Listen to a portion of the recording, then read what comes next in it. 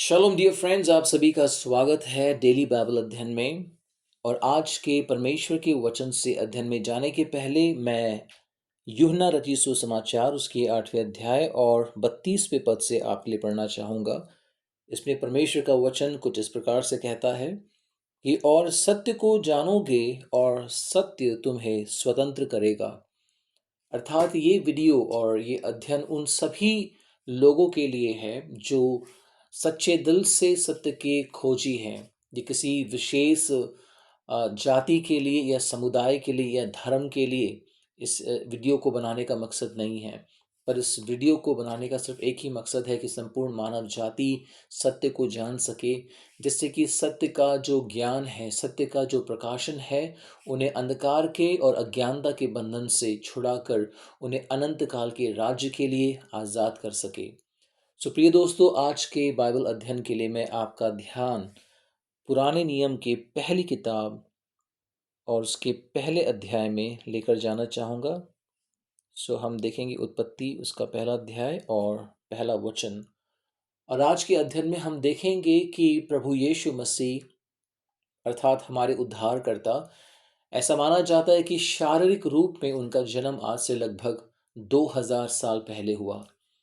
लेकिन आज के अध्ययन में हम इस बात को देखेंगे कि प्रभु यीशु मसीह कौन है और प्रभु यीशु मसीह का जो अस्तित्व है वो सृष्टि के पहले से ही, संपूर्ण ब्रह्मांड की रचना से पहले ही मौजूद है। अर्थात प्रभु यीशु मसीह स्वयं संपूर्ण ब्रह्मांड की सृष्टि करता है।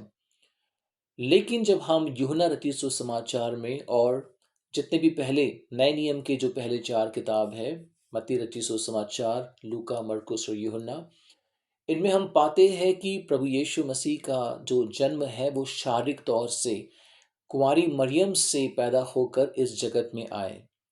लेकिन प्रभु यीशु मसीह के शारीरिक रूप में जन्म से पहले ही प्रभु यीशु मसीह का अस्तित्व हम पुराने नियम में हम पाते हैं। अर्थात पुराने नियम के पहले भी, अर्थात संपूर्ण ब्रह्मांड के निर्माण से पहले ही प्रभु यीशु मसीह का वजूद मौजूद था। और इसी बात को हम परमेश्वर के वचन से, पवित्र आत्मा के प्रकाशन में, परमेश्वर के जीवित वचन के द्वारा इन बातों को हम अध्ययन करेंगे और हम समझेंगे।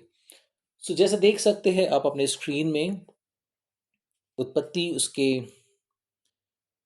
पहले अध्याय और उसका जो पहला वचन है, हिंदी में कुछ इस प्रकार से उसमें लिखा है कि आदि में परमेश्वर ने आकाश और पृथ्वी की सृष्टि की। और इसी बात को हम अंग्रेजी बाइबल में जब हम देखते तो उसमें लिखा है कि in the beginning God created the heaven and the earth.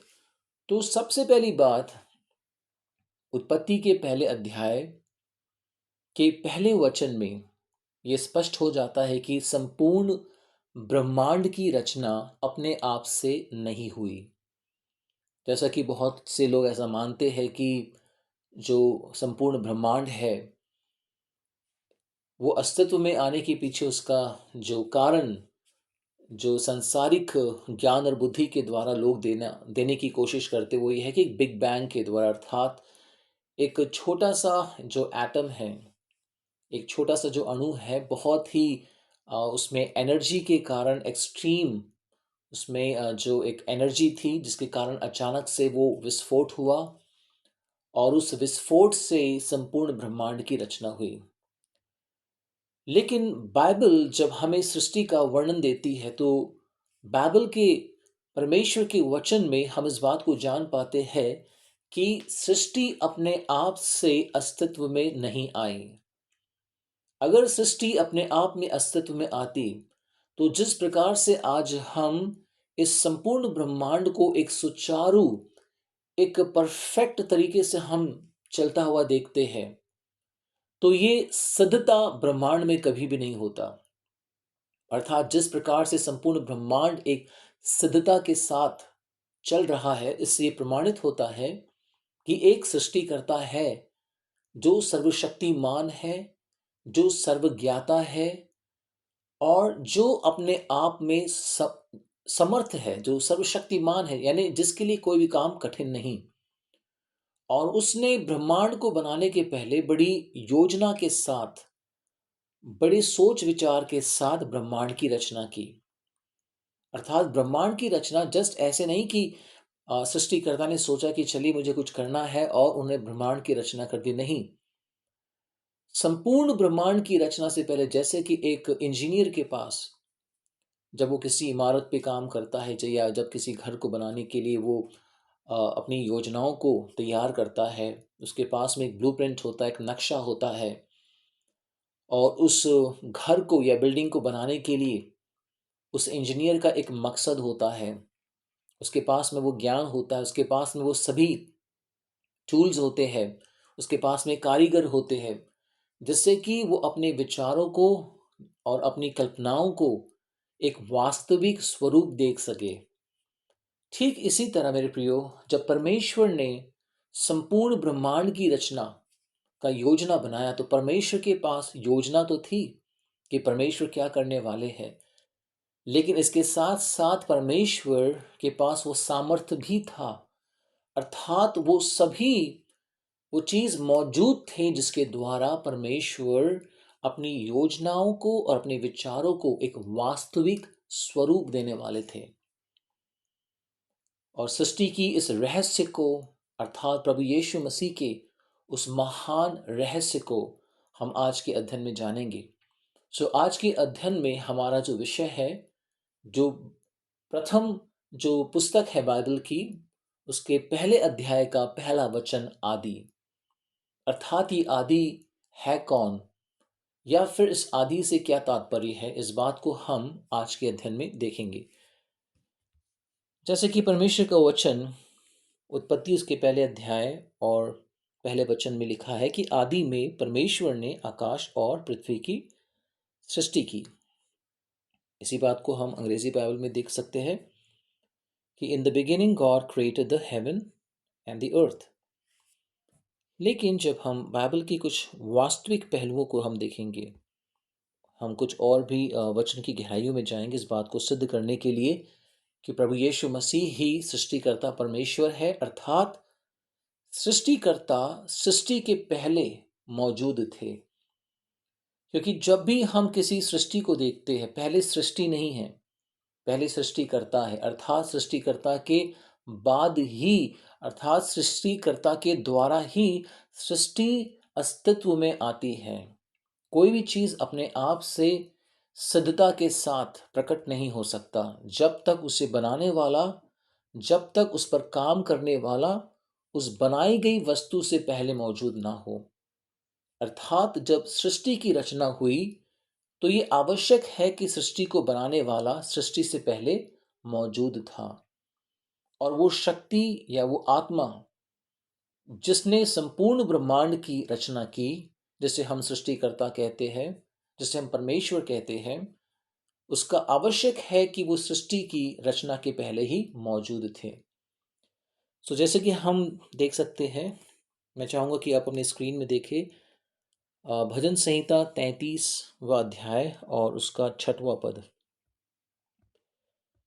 आपके ध्यान को मैं लेकर जाना चाहूंगा भजन संहिता 33 और उसके 6वें पद में। देखिए कुछ इस प्रकार से लिखा है कि आकाश मंडल यहोवा के वचन से और उसके सारे गण उसके मुंह की श्वास से बने।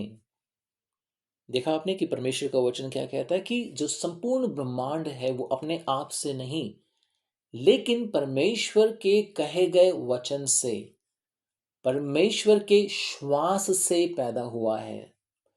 अर्थात परमेश्वर ने जब ब्रह्मांड की रचना की, तो कई बार ऐसे सवाल हमारे मन में आते हैं या लोगों के द्वारा ऐसे सवाल पूछे जाते हैं कि परमेश्वर ने ब्रह्मांड की रचना कैसे की। चलिए यदि मान लिया जाए कि परमेश्वर सृष्टिकर्ता है, उन्होंने ही संपूर्ण ब्रह्मांड की रचना की, तो अब सवाल आता है कि परमेश्वर के पास ऐसा कौन सा तत्व था जिसके द्वारा उन्होंने ब्रह्मांड की रचना की। क्योंकि जब हम एक घर की रचना को या बनावट को देखते हैं, तो घर को बनाने के लिए बहुत सारे तत्वों की ज़रूरत होती है। सीमेंट की आवश्यकता होती है, ईंट की आवश्यकता होती है, लोहे की आवश्यकता होती है, और ऐसे बहुत सारे तत्व हैं जिनके इस्तेमाल से घर को बनाया जाता है। अर्थात वो कारीगर जिसने एक घर को बनाने की योजना बनाई है, अगर उसके पास में ये सारी चीज़ें मौजूद ना हो, तो वो अपनी कल्पनाओं को, अपनी विचारों को, वो कभी भी वास्तविक रूप नहीं दे सकता। तो जब परमेश्वर ने ब्रह्मांड की रचना करनी चाहिए, तो परमेश्वर के पास वो तत्व कौन सा था?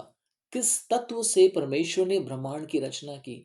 किस तत्व से परमेश्वर ने आकाश को बनाया, जमीन को बनाई, पृथ्वी को बनाया, सूरज को बनाया, चांद तारों को बनाया, और हर एक नक्षत्रों को, हर एक ग्रहों को जो हम देखते हैं, अर्थात वो चीजें जिसे हम देख भी नहीं पाते अपनी आंखों से, उन चीजों को भी परमेश्वर ने बनाया। सो परमेश्वर का वचन भजन संहिता 33 के 6वें पद में ऐसा लिखा है कि आकाश मंडल यहोवा के वचन से, अर्थात वचन के द्वारा, वचन ही वो तत्व है जिसके द्वारा परमेश्वर ने ब्रह्मांड की रचना की। और उसके सारे गण, देखिए ध्यान दीजिए, परमेश्वर का वचन क्या कहता है? सारे गण, यानी आसमान में हम जितने भी तारों को, ग्रहों को, नक्षत्रों को देखते हैं, सब कुछ परमेश्वर के मुंह की श्वास से बने हैं। अर्थात परमेश्वर से उत्पन्न हुए हैं, परमेश्वर के द्वारा उत्पन्न हुए हैं। इसी के 90 पद को हम देखेंगे। इसमें लिखा है, क्योंकि जब उसने कहा, अर्थात जब परमेश्वर ने कहा तब हो गया, जब उसने आज्ञा दी तब वास्तव में वैसा ही हो गया। अर्थात परमेश्वर जब किसी चीज की सृष्टि करते हैं, तो परमेश्वर को हाथों की आवश्यकता नहीं है।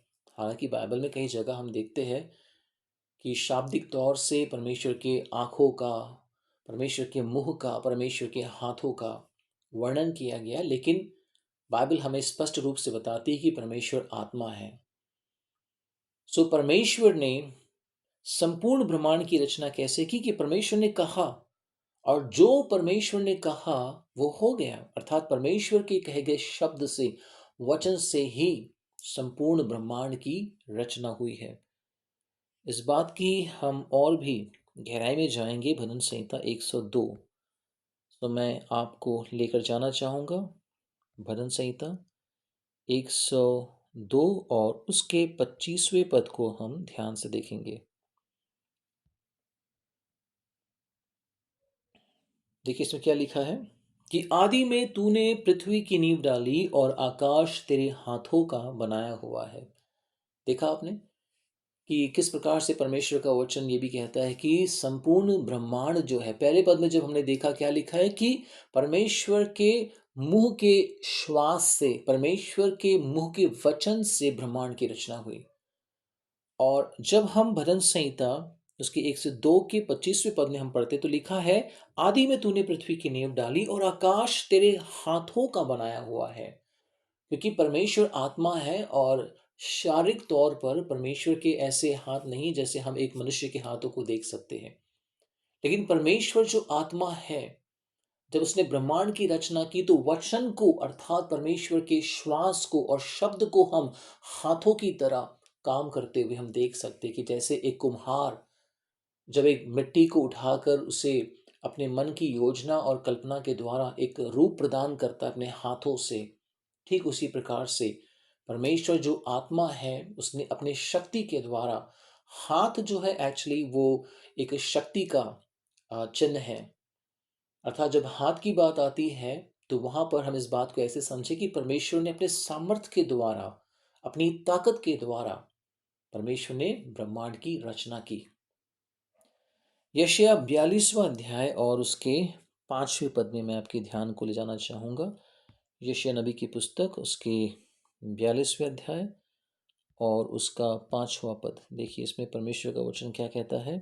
उसमें लिखा है, ईश्वर जो आकाश का सृजने और तानने वाला है, जो उपज सहित पृथ्वी का फैलाने वाला और उस पर के लोगों को सांस और उस पर के चलने वालों को आत्मा देने वाला यहोवा है, वह यूं कहता है। देखा आपने कि ईश्वर जो आकाश का सृजने वाला और तानने वाला है, यानी परमेश्वर ही है जिसने आकाश को बनाया, आकाश की रचना की, पृथ्वी की रचना की।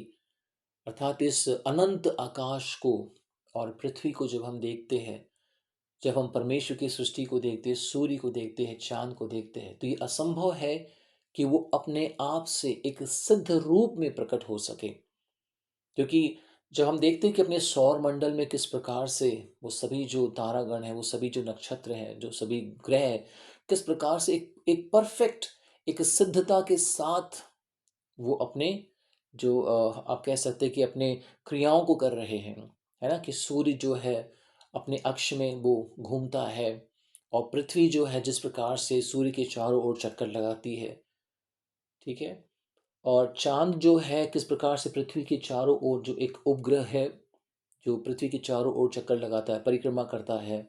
और ये सभी चीज़ें जो है इतनी सिद्धता के साथ चल रहे हैं कि जब तक एक एक सिद्ध, हम कह सकते हैं कि एक एक शक्ति या एक सिद्ध व्यक्ति जो अत्यंत ज्ञानी है, बुद्धिमान है, जब तक वो इन बातों को सुचारू रूप से क्रियाशील ना करे, ये चीज़ें अपने आप से क्रियाशील नहीं हो सकती, असंभव है। अगर कोई एक सिद्ध शक्ति अगर इन चीज़ों को नियंत्रित ना करे, तो आप देखेंगे कि ये संभव है कि ये सभी जो ग्रह ग्रह है जो आपस में है, ये क्या होंगे, आपस में भिड़ जाएंगे और पूरी तरह से जो है वो नष्ट हो जाएंगे। लेकिन कोई तो एक अदृश्य शक्ति है जो इन ग्रहों को पूरी तरह से क्या कर रही है, चला रही है, संभाले हुए है। आकाश मंडल में इनके नीचे कोई भी सपोर्ट नहीं है, ऐसा कोई भी नींव या फाउंडेशन डाला नहीं गया जिस पर सूर्य टिका हुआ है या चांद या फिर धरती टिकी हुई है। ये सब आसमान में लटके हुए हैं, और यदि ये आसमान में लटके हुए हैं तो कोई ना कोई एक अदृश्य शक्ति है जो उन्हें आसमान में संभाले हुए है, जो इन्हें आसमान में क्या कर रही है, चला रही है। और बाइबल कहती है कि शक्ति कोई और नहीं लेकिन स्वयं परमेश्वर है, अर्थात परमेश्वर का वचन, परमेश्वर का श्वास है, अर्थात प्रभु यीशु मसीह है। हालेलुया। हम देखेंगे यूहन्ना रचित सुसमाचार के पहले अध्याय और उसके पहले पद से मैं आपके लिए पढ़ना चाहूँगा। सभी अभी मैं आपका ध्यान लेकर जाऊँगा नए नियम की पुस्तक में, यूहन्ना रचित सुसमाचार उसका पहला अध्याय और उसका पहला वचन। इसमें परमेश्वर का वचन कहता है, देखिए, आदि में वचन था। इसी बात को हमने पढ़ा भजन संहिता 33 का 6 और उसके 90 पद में, कि किस प्रकार से परमेश्वर के वचन के द्वारा, श्वास के द्वारा ब्रह्मांड की रचना हुई। अर्थात ये वचन है कौन?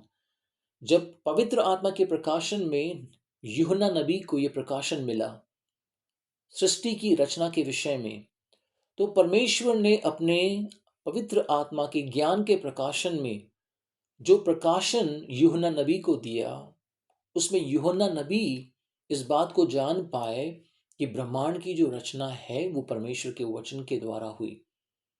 और धीरे धीरे धीरे जब हम इस वचन को पढ़ते इस अध्याय में, तो हम उस पद में आते हैं जहां पर लिखा है कि यही वचन जो है देहधारी होकर मनुष्यों के बीच में मनुष्य के रूप में डेरा किया। और ये मनुष्य कोई और नहीं लेकिन संपूर्ण ब्रह्मांड के उद्धारकर्ता प्रभु यीशु मसीह है। मैं इस पूरे वचन को आपके लिए पढ़ना चाहूंगा, यूहन्ना रचित सुसमाचार उसके पहले अध्याय के पहले वचन से। इसमें लिखा है, आदि में वचन था और वचन परमेश्वर के साथ था और वचन परमेश्वर था। यही आदि में परमेश्वर के साथ था। सब कुछ उसी के द्वारा उत्पन्न हुआ और जो कुछ उत्पन्न हुआ उसमें से कोई भी वस्तु उसके बिना उत्पन्न ना हुई। देखा आपने कि परमेश्वर का वचन क्या कहता है, कि ब्रह्मांड में जो कुछ है वो सब कुछ वचन के द्वारा पैदा हुआ है। चौथा पद, उसमें जीवन था और वह जीवन मनुष्य की ज्योति थी, और ज्योति अंधकार में चमकती है और अंधकार ने उसे ग्रहण न किया। एक मनुष्य परमेश्वर की ओर से आ उपस्थित हुआ जिसका नाम यूहन्ना था। यह गवाही देने आया कि ज्योति की गवाही दे ताकि सब उसके द्वारा विश्वास लाए। वह आप तो वह ज्योति न था, परंतु उस ज्योति की गवाही देने के लिए आया था। सच्ची ज्योति जो हर एक मनुष्य को प्रकाशित करती है जगत में आने वाली थी। वह जगत में था और जगत उसके द्वारा, वचन के द्वारा उत्पन्न हुआ और जगत ने उसे नहीं पहचाना। वह अपने घर में आया और उसके अपनों ने उसे ग्रहण नहीं किया। परंतु जितनों ने उसे अर्थात वचन को, प्रभु यीशु मसीह को ग्रहण किया, उसने उन्हें परमेश्वर की संतान होने का अधिकार दिया, अर्थात उन्हें जो उसके नाम पर विश्वास रखते हैं। वे न तो लहू से, न शरीर से, न मनुष्य की इच्छा से, परंतु परमेश्वर से उत्पन्न हुए हैं। और वचन, देखिए ध्यान दीजिए 14 पद में क्या लिखा है, और वचन देहधारी हुआ, वचन ने देह को धारण किया और अनुग्रह और सच्चाई से परिपूर्ण होकर हमारे बीच में डेरा किया। और हमने उसकी ऐसी महिमा देखी जैसे पिता के एक लौते की महिमा। हालेलुया। देखा आपने कि जिस वचन की चर्चा हमने पुराने नियम में भजन संहिता 33 और 6 में हमने पढ़ा, उसके 9वें पद में हमने पढ़ा है, ये वचन कोई और नहीं लेकिन प्रभु यीशु मसीह है। और प्रभु यीशु मसीह का शारीरिक रूप से इस संसार में आने के पीछे एक मकसद है, और वो मकसद ये है संपूर्ण सृष्टि का उद्धार, संपूर्ण मानव जाति का उद्धार। क्योंकि प्रभु यीशु मसीह इस जगत में सिर्फ एक विशेष धर्म या जाति या समुदाय के लिए नहीं आए। जैसे यूहन्ना 3:16 में लिखा है कि परमेश्वर ने जगत से ऐसा प्रेम किया कि अपना इकलौता पुत्र दे दिया कि जो कोई इस पर विश्वास करे वो नाश न हो परंतु अनंत जीवन को पाए। आज के अध्ययन में मैं इस बात को और भी अधिक सच्चाई के साथ जानने के लिए मैं चाहूँगा कि आप मेरे साथ चले। इब्रानी की पुस्तक में हम जाएंगे और उसके पहले अध्याय को हम देखेंगे। इब्रानी पहले अध्याय का पहला वचन। पूर्व युग में परमेश्वर ने बाप दादों से थोड़ा थोड़ा करके और भांति भांति से भविष्यद्वक्ताओं के द्वारा बातें करके इन इन दिनों के अंत में हमसे पुत्र के द्वारा बातें की, जिसे उसने सारी वस्तुओं का वारिस ठहराया और उसी के द्वारा उसने सारी सृष्टि की रचना की। वह उसकी महिमा का प्रकाश और उसके तत्व की छाप है और सब वस्तुओं को अपनी सामर्थ के वचन से संभालता है। हालेलुया।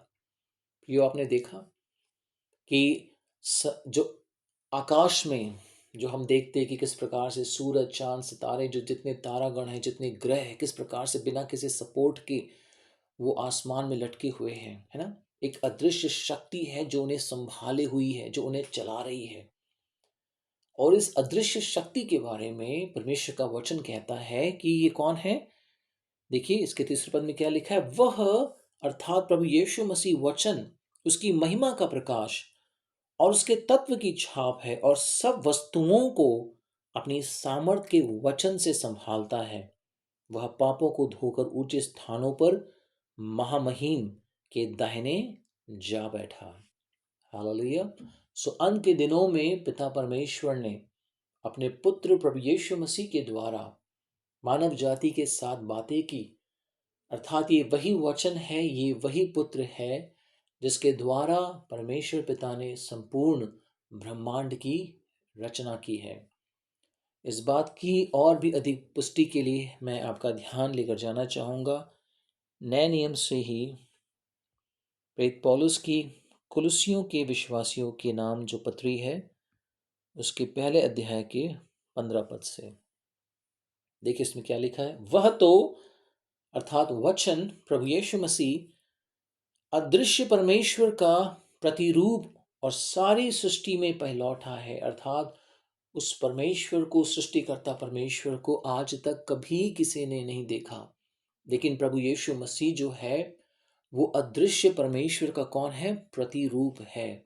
प्रतिरूप का मतलब होता है बिल्कुल उसकी छवि, एग्जैक्टली बिल्कुल वैसा ही होना जैसा पिता परमेश्वर है। अर्थात प्रभु यीशु मसीह वही है जो पिता परमेश्वर है, जो पिता परमेश्वर है। इसके लिए आप इस बात को कुछ इस प्रकार से समझ सकते हैं कि जब आप एक आईने के सामने खड़े होते हैं, सो जो आईने के सामने खड़ा है और जो आईने में दिख रहा है, ये दोनों व्यक्ति एक ही व्यक्ति है। लेकिन जो आईने में दिख रहा है और जो आईने के सामने में खड़ा है, ये दो होकर भी ये एक है, और एक होने के बावजूद ये दो है। अर्थात जो आईने के सामने खड़ा है और जो आईने में दिख रहा है, ये दोनों बिल्कुल वही व्यक्ति हैं, इनमें कोई फर्क नहीं है। तो जो आईने में दिखने वाला जो रूप है, ये उसका ही प्रतिरूप है जो आईने के सामने खड़ा है। ठीक इसी प्रकार से प्रभु यीशु मसीह कौन है? पिता परमेश्वर का प्रतिरूप है। देखिए आगे क्या लिखा है, क्योंकि उसी में सारी वस्तुओं की सृष्टि हुई, स्वर्ग की हो अथवा पृथ्वी की, देखी या अनदेखी, क्या सिंहासन, क्या प्रभुताएं, क्या प्रधानताएं, क्या अधिकार, सारी वस्तुएं उसी के द्वारा, वचन के द्वारा, प्रभु यीशु मसीह के द्वारा और उसी के लिए सृजी गई है। और वही सब वस्तुओं में प्रथम है, और सब वस्तुएं उसी में स्थिर रहती है। और वही देह अर्थात कलीसिया का सिर है। वही आदि है और मरे हुओं में से जी उठने वालों में पहिलौठा, कि सब बातों में वही प्रधान ठहरे। हालेलुया। देखा आपने कि किस प्रकार से परमेश्वर का वचन में हम इस बात को जान पाते हैं कि संपूर्ण जो ब्रह्मांड है उसकी रचना कैसे हुई है? परमेश्वर के वचन के द्वारा। और ये वचन कौन है? स्वयं प्रभु यीशु मसीह है। मैं आपके ध्यान को लेकर जाना चाहूँगा यूहन्ना रचित सुसमाचार उसके 14 अध्याय और उसके 90 पद पर। देखिए वहाँ पर क्या लिखा है, यूहन्ना उसका 14 और 90 पद। इसके लिए मैं आपसे थोड़ा सा ऊपर जाकर यहाँ से आपके लिए पढ़ना चाहूँगा, 5वें पद से। थोमा ने उससे कहा, हे प्रभु, हम नहीं जानते कि तू कहाँ जाता है, तो मार्ग कैसे जाने? यीशु ने उससे कहा, मार्ग और सच्चाई और जीवन मैं ही हूँ। बिना मेरे द्वारा कोई पिता के पास नहीं पहुंच सकता। यदि तुमने मुझे जाना होता तो मेरे पिता को भी जानते, और अब उसे जानते हो और उसे देखा भी है। देखिए जब यहाँ प्रभु यीशु मसीह अपने चेलों से बात कर रहे हैं, तो उनमें से एक जो चेला थोमा कहता है कि हे प्रभु यीशु मसीह, हम नहीं जानते, हे गुरु, हम नहीं जानते कि तू कहाँ कहाँ को जाता है। तो इस पर प्रभु यीशु मसीह अपने जवाब में कहते हैं कि मार्ग और सच्चाई और जीवन मैं ही हूँ, और बिना मेरे द्वारा कोई पिता के पास नहीं पहुंच सकता। यदि तुमने मुझे जाना होता, अगर तुम मुझ वचन को जाने होते, ठीक है, तो मेरे पिता को भी जानते हैं, अर्थात उसे जानते जिससे मैं निकल कर आया हूं, और अब उसे जानते हो और उसे देखा भी है। अर्थात प्रभु यीशु मसीह यहाँ पर बताना चाह रहे हैं कि मैं वही वचन हूँ, मैं वही परमेश्वर का श्वास हूँ जिसने ब्रह्मांड की रचना की है। और इससे पहले कि शब्द परमेश्वर से बाहर आता, शब्द अर्थात श्वास परमेश्वर से बाहर आता, वो श्वास और वो शब्द, उनका अस्तित्व स्वयं परमेश्वर में था। उदाहरण के तौर पर जब मैं आपसे बातें कर रहा हूँ, तो बात करते समय जिन शब्दों का मैं इस्तेमाल कर रहा हूँ, बिना श्वास के वो शब्द पैदा नहीं हो सकता। अर्थात दोनों, ये शब्द और श्वास, मुझ में से बाहर आने के पहले वो मुझ में थे। ठीक उसी प्रकार से जो शब्द है और श्वास है, वो बाहर आने से पहले, परमेश्वर से उत्पन्न होने से पहले वो परमेश्वर में ही थे। और इसलिए यूहन्ना नबी में हम के द्वारा रचित जो सुसमाचार है यूहन्ना की, उसके पहले अध्याय में पाते कि आदि में परमेश्वर था, सॉरी, आदि में वचन था, वचन परमेश्वर के साथ था और वचन ही परमेश्वर था।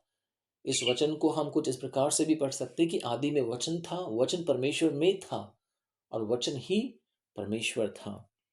तो इस पर प्रभु यीशु मसीह ने जब अपने चेलों से कहा, तो क्या कहा कि यदि तुमने मुझे जाना होता तो मेरे पिता को भी जानते, और अब उसे जानते हो और उसे देखा भी है। देखिए प्रभु यीशु मसीह क्या बताना चाह रहे हैं, कि तुम पिता को जानते हो और तुम उस पिता को देख रहे हो, क्योंकि मैं ही उस पिता परमेश्वर का जो अदृश्य है, जिसे कभी किसी ने नहीं देखा, मैं स्वयं उसका प्रतिरूप हूं। मैं साक्षात उस अदृश्य परमेश्वर का रूप हूं। और जब तुम मुझे देख रहे हो, तुम मेरे द्वारा उसी अदृश्य परमेश्वर को देख रहे हो। फिलिपुस ने उससे कहा, हे प्रभु, पिता को हमें दिखा दे, यही हमारे लिए बहुत है। यीशु ने उससे कहा, हे फिलिपुस, मैं इतने दिन से तुम्हारे साथ हूं और क्या तू मुझे नहीं जानता? जिसने मुझे देखा है उसने पिता को देखा है। तू क्यों कहता है कि पिता को हमें दिखा? हालेलुया। प्रभु यीशु मसीह जब अपने चेलों के साथ बात कर रहे थे, तो इन वचनों के द्वारा प्रभु यीशु मसीह ने पूरी तरह से इस बात को स्पष्ट कर दिया कि मैं वही परमेश्वर हूं जिसने ब्रह्मांड की रचना की। मैं वही परमेश्वर हूं जो आदि में, जिसने संपूर्ण ब्रह्मांड की रचना की, अर्थात मैं वही सृष्टि करता हूं जो सृष्टि के पहले से ही अस्तित्व में मौजूद था। हालेलुया। देखिए, यूहन्ना के ही 17वें अध्याय की इसके 9वें पद को हम पढ़ेंगे।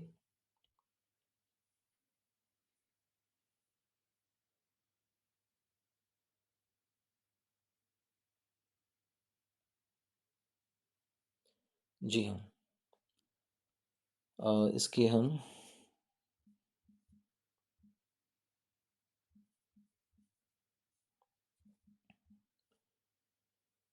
17वें की 9वें पद में देखिए क्या लिखा है। मैं उनके लिए विनती करता हूँ, संसार के लिए नहीं, विनती नहीं करता हूँ, परंतु उन्हीं के लिए जिन्हें तूने मुझे दिया है, क्योंकि ये तेरे हैं और जो कुछ मेरा है वह सब तेरा है, और जो तेरा है वह मेरा है। वह सब तेरा है और जो तेरा है वह मेरा है, और इनसे मेरी महिमा प्रकट हुई है। हालेलुया। और इसी यूहन्ना रचित सुसमाचार के एक बहुत ही खास वचन में मैं आपके ध्यान को ले जाना चाहूँगा। मैं चाहूँगा आप मेरे साथ पढ़िए। जी हाँ, इसके 17 के 5वें पद को देखिए, इसमें क्या लिखा है। और अब हे पिता, तू अपने साथ मेरी महिमा उस महिमा से कर जो जगत के होने से पहले मेरी तेरे साथ थी। देखा आपने, यहाँ पर प्रभु यीशु मसीह क्या कह रहे, कि उनका अस्तित्व जगत के अस्तित्व में आने के पहले ही पिता परमेश्वर के साथ, अर्थात पिता परमेश्वर में था। हालेलुया। क्योंकि ये वचन स्पष्ट तौर से कहता है, जहां पर प्रभु यीशु मसीह स्वयं अपने शब्दों में कहते हैं, और अब हे पिता, तू अपने साथ मेरी महिमा उस महिमा से कर जो जगत के होने से पहले मेरी तेरे साथ थी। अर्थात परमेश्वर को जो महिमा दी जाती है, वही महिमा और आदर के योग्य प्रभु यीशु मसीह है। क्योंकि प्रभु यीशु मसीह परमेश्वर के श्वास है, परमेश्वर के वचन है, और मनुष्य रूप में आने से पहले, ब्रह्मांड की रचना से पहले भी सृष्टिकर्ता के रूप में वो अस्तित्व में मौजूद थे। और इसीलिए हम प्रभु यीशु मसीह के बारे में इस बात को प्रकाशित वाक्य में पढ़ते हैं। जब हम बाइबल की आखिरी पुस्तक में हम जाएंगे, प्रकाशित वाक्य, और उसका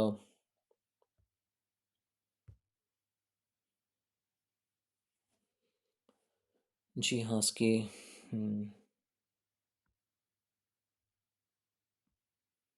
जी हाँ, इसके हम प्रकाशित वाक्य के पहले अध्याय के 8वें पद को हम देखेंगे। पहले अध्याय के 8वें पद में जहाँ पर लिखा है, प्रभु परमेश्वर वह जो है और जो था और जो आने वाला है, जो सर्वशक्तिमान है, यह कहता है कि मैं ही अल्फा और ओमेगा हूँ, मैं ही अल्फा और ओमेगा हूँ। तो प्रकाशित वाक्य 1:8 में लिखा है, और इसी को हम पढ़ेंगे प्रकाशित वाक्य के पहले अध्याय के 11वें पद में, कि जो कुछ तू देखता है उसे पुस्तक में लिखकर सातों कलीसियाओं के पास भेज दे, अर्थात इफिसुस और स्मुरना और फिरगमून और थुआतीरा और सरदीस और फिलाडेल्फिया और लौदीकिया में। हालेलुया। और इसके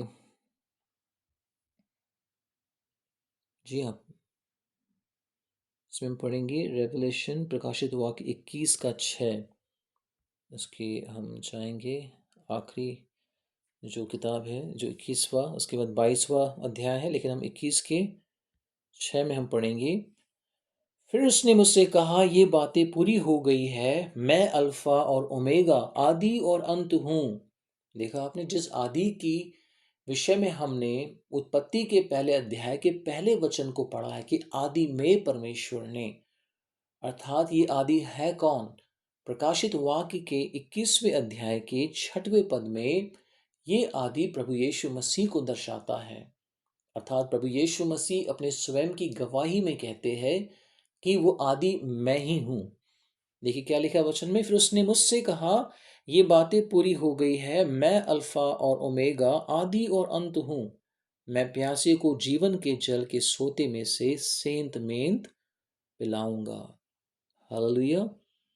और 22वें अध्याय के 13वां पद को हम पढ़ेंगे। 22वें अध्याय के 13वां पद, देखिए इसमें क्या लिखा है। इसमें भी वही लिखा है, मैं आपके लिए 12 से पढ़ना चाहूंगा। देख, मैं शीघ्र आने वाला हूं और हर एक के काम के अनुसार बदला देने के लिए प्रतिफल मेरे पास है। मैं अल्फा और ओमेगा, पहला और पिछला, आदि और अंत हूं।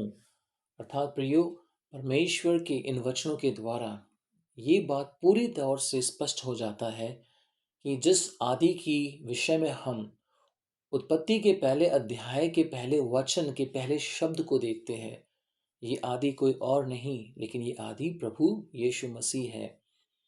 और भजन संहिता उसके जो जितने वचनों को हमने देखा था, जैसे कि 33 का 6 और उसके 9, भजन संहिता 102 और 25, और इन सभी वचनों के माध्यम से जो हमने देखा कि जो वचन है, जो श्वास है, जिसके द्वारा सृष्टि की रचना हुई, वो वचन और वो श्वास कोई और नहीं लेकिन यूहन्ना रचित सुसमाचार के पहले अध्याय के पहले वचन में जिस प्रकार से प्रभु का वचन कहता है कि आदि में वचन था, अर्थात ये वचन ही प्रभु यीशु मसीह है।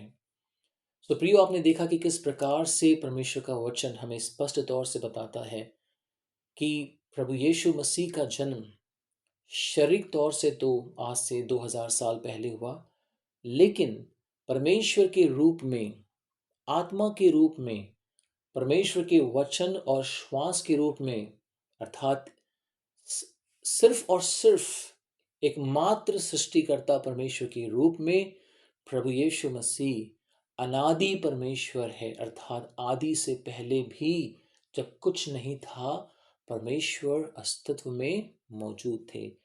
हम निकालेंगे इसके लिए पुराने नियम के भजन संहिता 90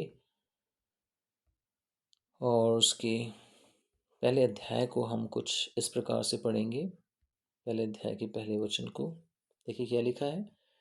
हे प्रभु, तू पीढ़ी से पीढ़ी तक हमारे लिए धाम बना है। इससे पहले कि पहाड़ उत्पन्न हुए या तूने पृथ्वी और जगत की रचना की, वरन अनादि काल से अनंत काल तक तू ही ईश्वर है। अर्थात ये सत्य है कि बाइबल की पहली पुस्तक के पहले अध्याय के पहले वचन के पहले शब्द में हम आदि इस शब्द को पाते हैं जब समय अस्तित्व में आया। लेकिन भजन संहिता 90 उसके पहले पद में हम कुछ इस प्रकार से पाते, पहले और दूसरे पद में, कि परमेश्वर अनादि परमेश्वर है। वो परमेश्वर जिसकी कभी शुरुआत नहीं हुई, जो हमेशा से मौजूद है, जो कभी पैदा नहीं हुआ, जो कभी उत्पन्न नहीं हुआ, जो हमेशा से मौजूद है और जो अनंत है। इसका मतलब जिसका कभी भी कोई अंत नहीं होगा। सो मानवीय ज्ञान या सोच से परमेश्वर की इस महानता को समझ पाना हमारे लिए अत्यंत कठिन है।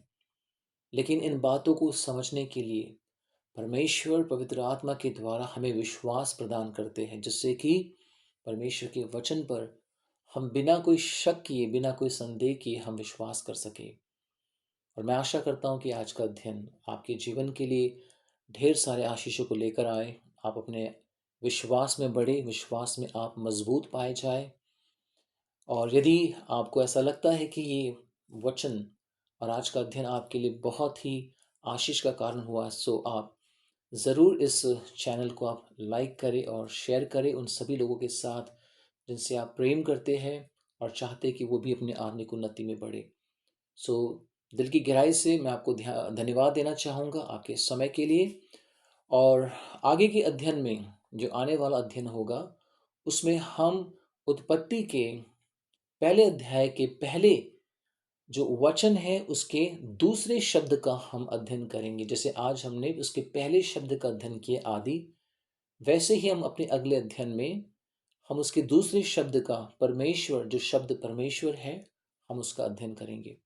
प्रभु आप सभी को आशीष दे। जय मसीह की। Thank you.